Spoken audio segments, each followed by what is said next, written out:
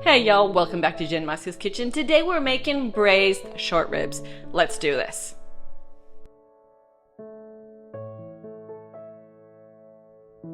Beef is what's for dinner. Let's do this.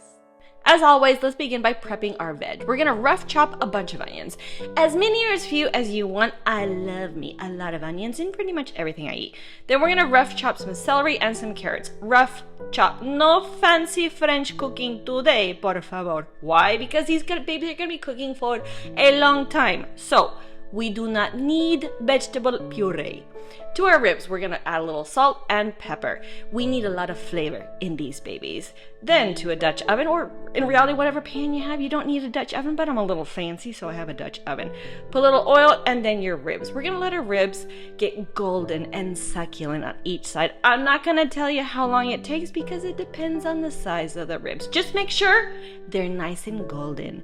Whenever they're nice and golden, take out your ribs. Now when your ribs are nice and golden, take them out, put them aside, add a little olive oil to our pan, and in goes our veggies. The juice of our veggies are gonna help us scrape the bottom of our pan where all the best part of our ribs remain. To this, we're gonna add about a cup of red wine, a cup or a little bit more, nobody's measuring here. Then we're gonna add 2 cups of beef broth and stir, stir, stir, and add back our ribs so that these babies can finish cooking in the oven where the real magic actually happens.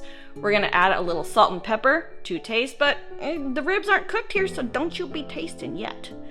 We're gonna add a whole head of garlic. You don't need to peel it, just cut the heads off and make sure that baby is clean.